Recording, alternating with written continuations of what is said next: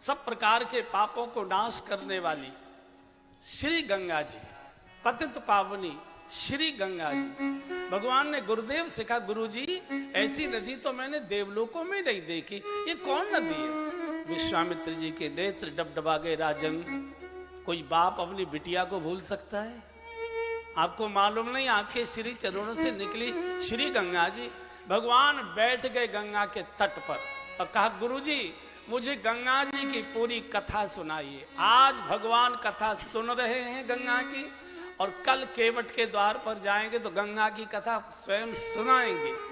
हम लोग संघ की शाखाओं में जाया करते थे, तो संघ की शाखा में गंगा महिमा का एक बहुत अच्छा गीत हम लोग गाया करते थे। भगवान के साथ गाइए। आज भगवान इस गीत को गुनगुना रहे, हम सब उनके साथ गाएं। यह कल कल छल छल बहती, क्या कहती गंगा धारा। ताली भी बजाई। युग युग से बहता आता यह पुण्य प्रवाह हमारा।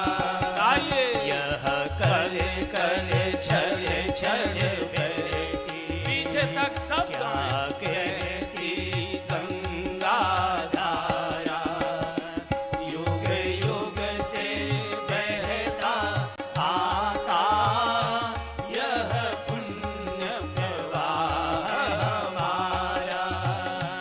युग युग से बहता आता यह पुण्य प्रवाह हमारा। हम इसके लघुतम जल कण बनते मिटते हैं क्षण क्षण। अपना अस्तित्व मिटाकर तन मन धन करते अर्पण। हम इसके लघुतम जल कण गाइए। बनते मिटते हैं क्षण क्षण। अपना अस्तित्व मिटाकर तन मन धन करते अर्पण। बढ़ते जाने का शुभ कण प्राणों से हमको प्यारा। युग युग से बहता आता यह पुण्य प्रवाह हमारा। युग युग से बहता आता यह पुण्य प्रवाह हमारा। यह कल कल छल छल बहती, क्या कहती गंगा धारा।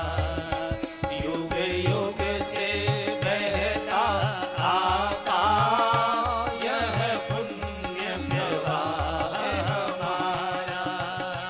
युग युग से बहता आता यह पुण्य प्रवाह हमारा।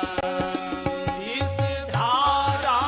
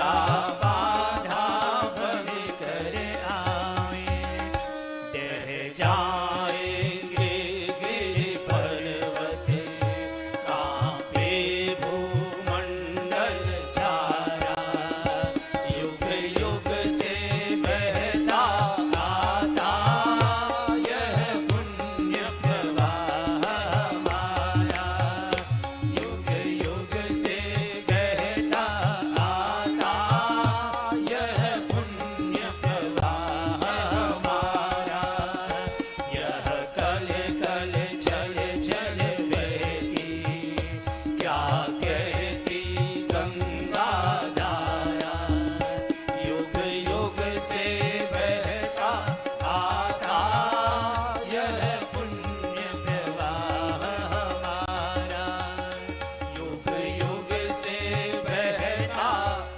आता यह पुण्य प्रवाह हमारा। एक बार दोनों हाथ उठाकर बोलिए श्री गंगा मैया की जय। पापनाशिनी श्री गंगा जी, सब प्रकार के मंगलों की मूल श्री गंगा जी, सब प्रकार की मनोकामनाओं को पूर्ण करने वाली मां श्री गंगा जी। नित्य गंगा स्नान करो। अब नित्य सोरो नहीं जाया जा सकता, नित्य हरिद्वार नहीं जाया जा सकता। गंगा जी को अपने बाथरूम में बुलाइए। सब लोग नहाते हैं कि नहीं, या मेरे जैसे ही हैं?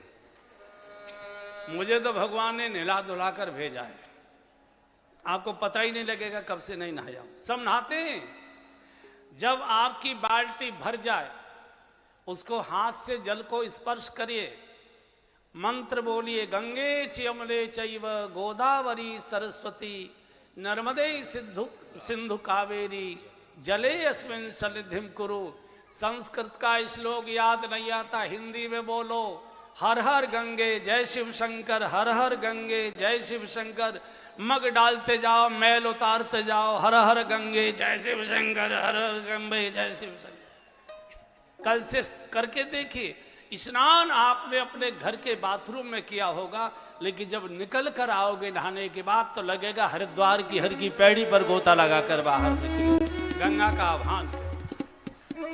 भगवान स्वयं पाप नाशक है, लेकिन चूंकि ऋषि पत्नी को चरण से स्पर्श किया, इस पाप का प्रक्षालन भगवान ने गंगा स्नान करके किया है। वहां रहने वाले साधु संत ब्राह्मण जो तीर्थ के पुरोहित होते, घाट के जो पुरोहित होते हैं, उनको दान दिया है। कुछ भोजन फल बांटे हैं। गंगा जाइए, कुछ न कुछ दान जरूर करिए। कई लोग बड़े होशियार देंगे, पुरानी चप्पल छोड़ आएंगे, नई चप्पल पहने आते हैं वहां से नहीं नहीं, वहां ये गंगा पर किया गया पाप बहुत महापाप हो जाता। और यहां से भगवान जनकपुर में प्रवेश करते हैं। जनक जी को पता लगा है कि विश्वामित्र जी के साथ और दशरथ जी के पुत्र आए हैं। जनकपुर की और अयोध्या की बोलचाल नहीं थी वर्षों से। भगवान सेतु बंध का कार्य करते, दो संस्कृतियों को मिलाते, दो विचारधाराओं को मिलाते। दो राजाओं को नहीं मिलाए, दो विचारधाराओं को मिलाया। भगवान सेतु बंध के हैं। महल में विश्राम हुआ। संध्या का समय बिल्कुल यही समय था जिस समय आप कथा में बैठे। तो भगवान ने विश्वामित्र जी को कहा कि गुरुदेव, मेरी तो इच्छा नहीं हो रही, लेकिन लक्ष्मण की इच्छा आगरा घूमने की कर रही है, जनकपुर देखने की इच्छा हो रही है, तो इसे घुमा लाऊं क्या? बोले जाओ। और यहां से भगवान लक्ष्मण जी को लेकर नगर दर्शन करने के लिए जैसे ही राजमार्ग पर एमजी रोड पर जैसे ही आए, एकदम जितने दुकान, अच्छा सायंकाल के समय माताएं खरीदारी करने बहुत जाती है, दिन में माताएं नहीं दिखाई देगी। 5 बजे के बाद देखो हर मॉल में, हर साड़ी की दुकान पे, हर बड़े शोरूम में माताओं की भीड़ रहती है। तो बाजार में बड़ी भीड़ थी। जैसे ही दोनों राजकुमारों को देखा, ये विदेह नगर के नागरिक देह के सौंदर्य में पागल हो गए। पूरी जनकपुर में हल्ला मच गया, देखन नगर भूप सो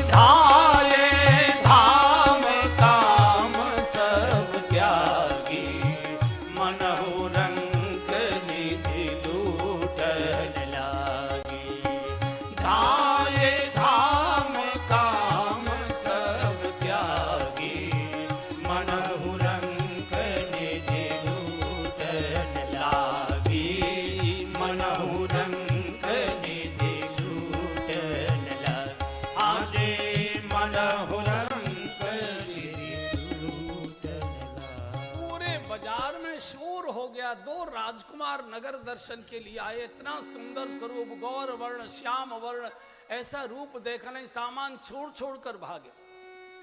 देखन नगर भूप सुत आए, एकदम भगदड़ सी मच गई। बाजार में बड़ी भारी भीड़ हो गई। भगवान ने कहा, लखन बाजार में तो बड़ी भीड़ है, जल्दी से। तो छिपी टोला वाली गली में बढ़ गए एकदम। जैसे ही मुड़े, एक सखी सायंकाल अपने केस सुखा रही थी, सब बाल धोए थे उसने, तो केस सुखा रही थी। उसने देखा दो बड़े सुंदर मनोहारी राजकुमार जा रहे हैं। अच्छा, पुरुषों की सुंदरता देखकर कोई आकर्षण नहीं होता, लेकिन माताओं में सौंदर्य देखने की एक लालसा होती है। तो और तो नीचे को निगाह करके, भगवान तो बड़ी मर्यादित है, तो वो थोड़ी खांसी मठा रही, तो भगवान ने और नीचे को निगाह कर ली। तो उसने सामने वाली को कहा, ओ लीलावती, ओ लीलावती, अरे जल्दी चल। उसने अपने सामने वाली गली के छत वाली को, ओ जल्दी कलावती। जुबती भवन जरोकन लागी, राम रूप देखे अनुरागी। सब अपने अपनी छतों के झरोकों से देख रहे हैं, एक दूसरे से चर्चा कर रही है। अरे सखी, बर सांवरो जानकी, जो आगे वाला जो सांवला सलोना है ना, ये तो हमारी जानकी जी के लायक है। तो दूसरे ने रोक के कहा कि जानकी जी के लायक तो है, लेकिन जानकी जी का इनके साथ विवाह कैसे होगा? बोले क्यों? बोले धनुष इतना कठोर है और ये इतने कोमल हैं, ये धनुष कैसे तोड़ेंगे? तीसरी ने कहा कि चिंता मत करो, परेशान मत हो, इनको धनुष तोड़ने की आवश्यकता ही नहीं पड़ेगी। मुझे लगता है अभी इनको जनक जी ने नहीं देखा होगा। जनक जी जैसे इनको देख लेंगे, बिना फेरों के जानकी जी को इन्हीं के साथ विदा कर देंगे, तुम चिंता करने की आवश्यकता। लक्ष्मण जी ने कहा, प्रभु कैसी सुंदर सुंदर बातें कर रहे हैं, एक बार मुखमंडल। बोले लखन नीचे को देख, ये माया की नगरी है, फंस जाएगा यहाँ। जीव चिंतित रहता है कि भगवान की कृपा हो, भगवान की कृपा हो। और सखियों में उत्सुकता बढ़ रही है कि मुखमंडल। अच्छा, दूसरे का दूल्हा देखने के लिए आपने कभी पुरुषों को बारात देखने के लिए भागते हुए नहीं देखा होगा। ज्यादातर बारातें सायंकाल के समय निकला करती थी। अब तो पता नहीं कब निकलती है, पता ही नहीं लगता, सड़कों पर कोई होता ही नहीं है। रात के जब 1 बजे निकालोगे तो कौन देखेगा। लेकिन पहले दिन छिपे के करीब बारातें निकलती थी और वही भोजन बनाने का समय होता था। आटा मल रही है, सनाहात लेके भागेगी, बारात देखो, दूसरे का दूल्हा देखने की। एक बहन से मैंने पूछा कि दूसरा का दूल्हा देखने की बहनों में इतनी उत्सुकता क्यों होती है? तो उन्होंने कहा कि मिलान करने जाती हैं कि हमारे जैसे हैं कि किसी और तरह के हैं। तो मैंने कहा मान लो और तरह के भी हुए तो दूल्हा तो बदला नहीं जा सकता। जो माथे मड़ गया वही ढूंढना पड़ेगा, जो मिल गया वही ढूंढना पड़ेगा। लेकिन है, और हमारे उत्तर प्रदेश में भी कुछ जिले ऐसे हैं और राजस्थान में तो सब जगह स्थिति है कि बारात देखते देखते माता इतनी पागल हो जाती है, बावली हो जाती है कि छज्जा ही गिरा देती है। आपने सुना होगा कि बारात देखते समय छज्जा गिर गया और इतने घायल हो गए। पूरी गली में ये चर्चा हो रही। एक बहू की सास लगभग होगी ये 75-80 साल की, अच्छी लड्डू कचौड़ी मठरी वगैरह खाई हुई थी। तो बेंत टेक कर आई, बोले क्योरी बीननी हो। राजस्थान में बहुओं को बीननी कहते हैं, यहां भी कहते हैं क्या बीननी? मैंने राजस्थान में पूछा कि बहू को बहू कहना चाहिए, बीननी क्यों कहते हैं? बोले सैकड़ों में से एक बीन के लाई जाती है, इसलिए बीननी कहते हैं। राजस्थान में बहुओं को बीननी कहते, या तुम होगे राजस्थान के, वो जानते हो। तो वो बैठ टेकते टेकते, क्यों री मैं इतनी देर से तुम्हारी बातें सुन रही। अच्छा है, जो बूढ़ी मैया होती है ना, ये वैसे तो बहुत ऊंचा सुनती है, पर बहुओं की ये फुसफुस भी सुन लेती है, पता नहीं, बड़े तेज कान होते हैं। तो अगर मान लो इनका जानकी जी के साथ विवाह हो भी जाए तो तुमको क्या फायदा होगा? बोले फायदा मां, बहुत बड़ा फायदा होगा। क्या होगा? बोले बार ही बार स्नेह वश और जनक बुलाओ बसीर, लेने आई यही बंधु दो मैया कोटि काम कमनी। अगर जानकी जी का इनके साथ विवाह हो जाएगा और जानकी जी विदा होकर ससुराल चली जाएंगी, तो जनक जी की जानकी जी इतनी लड़हती हैं, इतनी लाडली हैं कि जानकी जी को बहुत दिनों तक बिना देखे जनक जी रह ही नहीं सकते। इसलिए बार ही बार स्नेह के कारण से जनक जी बार बार जानकी जी को जनकपुर बुलाया करेंगे और ये राजकुमार बार बार विदा कराने के लिए जनकपुर आया करेंगे और हमको घर बैठे इनका दर्शन होता रहेगा। कैसी सुंदर बात है। लक्ष्मण जी ने कहा कि प्रभु अब तो कृपा कर दो, अब इतने आप कंजूस मत बनिए। देखो कितनी सुंदर सुंदर बातें कर रहे। एक बार भगवान ने जीव की प्रार्थना स्वीकार, भगवान तो जीव की प्रार्थना ही स्वीकार करता, लक्ष्मण जी जीव धर्म के आचार्य। एक बार ऊपर की ओर दृष्टि की तो भगवान का रूप सौंदर्य देखकर मूर्छित होकर गिरने लगे। जब प्रभु चले तो जोर जोर से रोने लगी। तो भगवान ने कहा कि अब तो दर्शन हो गया, अब रोती क्यों? बोले हमारी भी व्यवस्था करिए। बोले क्या मतलब? बोले हमने तो अपना मन आपको अर्पित कर दिया, अब बिना मन के तन का यहाँ क्या करेंगे, इसलिए हमको भी साथ लेकर चलिए, अन्यथा आपका नाम लेकर हम सब आत्महत्या कर लेंगे, आपको हत्या का पाप लगेगा। भगवान ने कहा लखन और कर ले सिफारिश और। भगवान ने कहा ये नहीं हो सकता। बोले तो हम आत्महत्या करती है। भगवान ने कहा मरने की धमकी मत दो। फिर क्या करें? बोले प्रतीक्षा करो। कब तक की? बोले द्वापर तक की। इस बार तो त्रेता में मैं मर्यादा का अवतार लेकर आया हूं, एक पत्नी व्रत लेकर आया हूं, लेकिन द्वापर में फिक्र मत करना, सबकी सब चली आना, सबको रखेंगे, चिंता करने की जरूरत नहीं। और यही द्वापर की गोपियां ये जनकपुर की ही युवतियां थी जो तपस्या कर रही थी। पूरे नगर में आज कोई दूसरी चर्चा ही नहीं हो रही। बरनत छवि जहाँ तहाँ सब लोग, बरनत छवि जहाँ तहाँ सब लोग, बरनत छवि जहाँ तहाँ सब लोग। सब गाइए।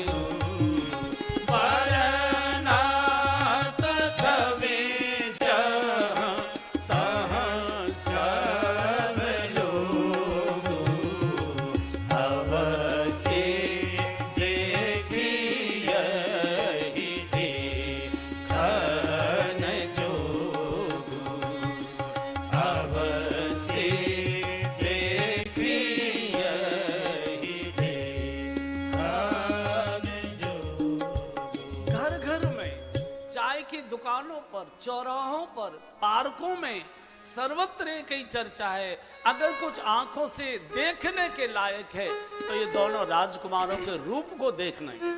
पूरे नगर में, पूरा विदेह नगर जैसे देह में डूब गया हो, बिल्कुल वैरागी जैसे हो गए सब। बार बार दर्शन, जनक जी के भवन के द्वार पर आकर भीड़ लगा रहे कि कभी तो कैसे ही निकलेंगे तो दर्शन हो जाएगा। जैसे हमारे ब्रज की स्थिति हुई, कृष्ण जब ब्रज को त्याग कर चले गए यहाँ से मथुरा, मथुरा से भी द्वारिका चले गए, तो सारे ब्रजवासी, साधु, महात्मा, वैरागी, तपस्वी, स्त्री पुरुष सब भगवान कृष्ण के रूप सौंदर्य के विरह में कैसे पागल होकर चीख चीख कर बोलते हैं। हमें तो जोगनिया बनाए